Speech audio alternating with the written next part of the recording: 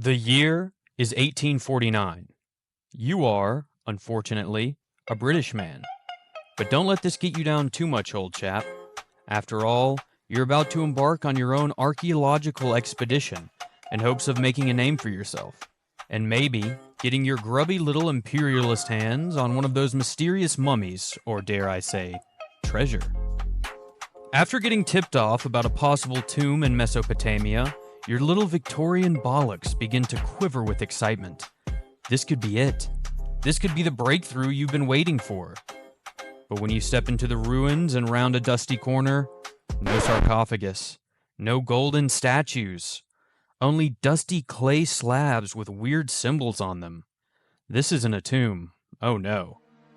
This is a library. And while you didn't strike gold, you stumbled upon something arguably more powerful. What is the next step? Knowledge.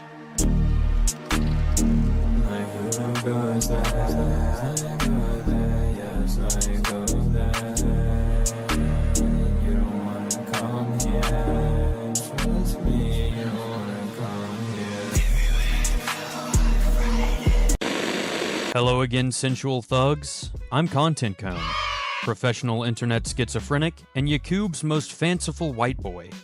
Did you miss me? You shouldn't have. I've been nestled comfortably in your walls for as long as I can remember. What am I cooking in here, you ask? Nothing much. Just a little video on one of my favorite autistic special interests. Aliens. Our topic today comes from a shitpost shared by some of the greatest to ever do it, the Sumerians. Arguably some of the most original gangsters, the Sumerians were truly changing the game.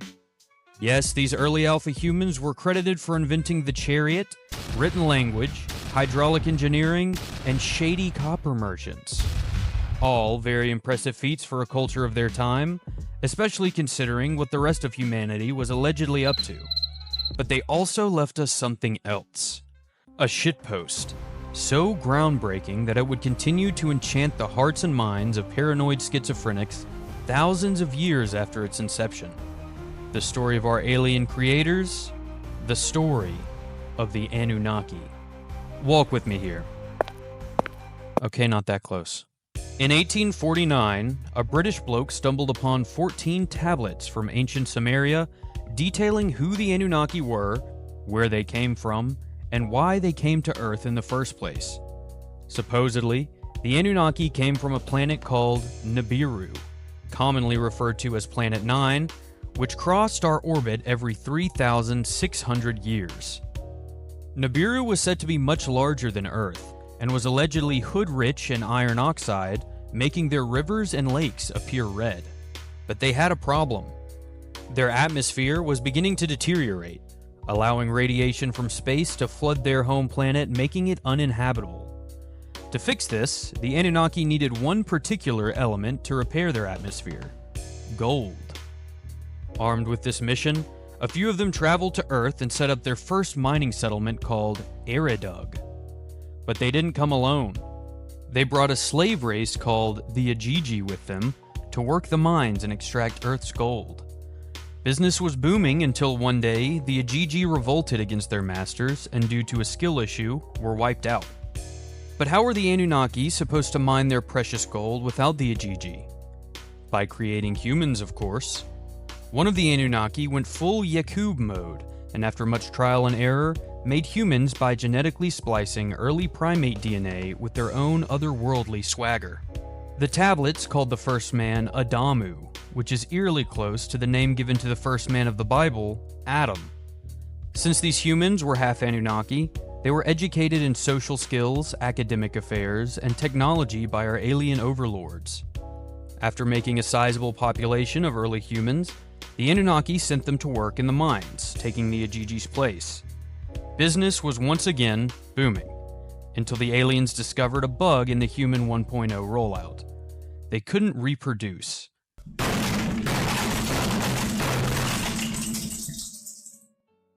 And since a sterile workforce couldn't sustain itself, a patch had to be developed post-haste. This freaky-ah update added quality of life improvements such as Bob and Vagine to the server, making human reproduction possible. Now equipped with the birds and the bees, humans began to do what they do best: get freaky. These BCE freak-offs soon created a different problem for the Anunnaki in the form of overpopulation, which led to many humans being banished from the cities to live in the untamed wilderness. Some say this story is what gave rise to the idea of Adam and Eve's banishment from the Garden of Eden. For the humans still in the Anunnaki cities, society steadily progressed, so much so that it impressed the alien overlords. As these humans became more intelligent and self-sustaining, some Anunnaki bred with them, creating genetic hybrids called Nephilim, or giants of old. These demi-humans were said to have longer lifespans and otherworldly strength, leading to myths like Gilgamesh and Samson. But breeding with the lowly humans was taboo for the Anunnaki, and challenged the aliens' race rule over Earth. The human and Nephilim population continued to grow over the millennia, until the Anunnaki planet of Nibiru pulled back up to the function during its 3,600-year orbit. Upon its arrival, Nibiru instantly got to work scaring the Huz. The foreign planet's gravitational swagger caused natural disasters all around the Earth, and brought about the Great Flood. The Anunnaki knew that the flood was going to happen, and saw it as an opportunity to rid Earth of its bastard children known as humans. And after seeing what you all post to the internet these days, I can't help but sympathize with them. One Anunnaki named Enki happened to show pity on a few of his chosen humans and instructed them to build boats to thug out the heavy floods, giving origin to the story of Noah. In fact, the story of the Great Flood, or the Deluge, appears in every major civilization on the planet. After seeing the devastation on Earth, the Anunnaki peaced out back to Nibiru on their spaceship before it once again left Earth's orbit. Got it? Here's some frequently asked questions to help clear things up. What was so special about gold, and why were the Anunnaki after it?